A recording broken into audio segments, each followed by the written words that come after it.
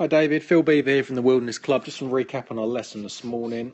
So things are going great here. I've just got you to try and stand a little bit closer to it. I want to see if we draw a line from your ear line down. I want to try and get your hands almost on that line. If we look at Norrin there, we can see his hands are almost on that line.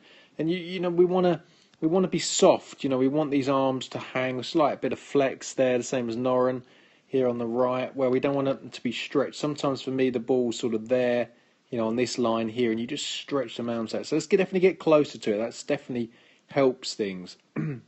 Top of swing, this bit's fine. Good to the top, pretty good. Left arm's nice, right elbow's good, club face is terrific.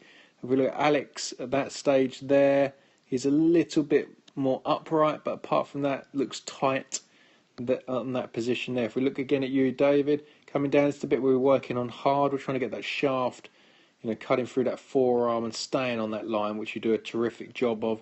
But just coming into impact now, we can see how static things are. I mean, this right foot's a little bit static.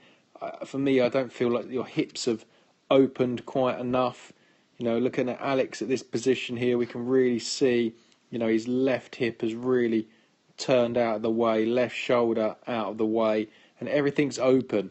So his hips and stuff are pointing more down this line, where for me, yours are still at address. So the more you turn left, the more that his arms are going to travel on that red line. So if we look at his swing, look at his club head and his arms, see they stand on that red line and pulling across. And what that's doing is it gets the club coming out really low. With you, where you've not rotated, your arms are going to want to travel a little bit to the right, as we can see this here. And then when we come up there, look at the shaft, it's coming out in a much higher and steeper fashion. So I gave you a drill. I put an alignment stick in the club head or down the butt of the club there. I gave you the feeling there. You had to turn hard left while keeping the hands nice and passive.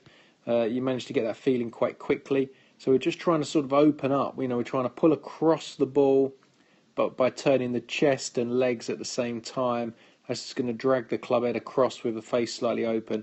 And we want the ball to start just left the target and cut back. Just the same here as Alex is. If we look at his swing again, coming into impact, we can see club head's perfectly on the inside, and now he just drags left and across it, keeping that face very neutral, and hits that baby little cut and finishes in a beautiful follow through.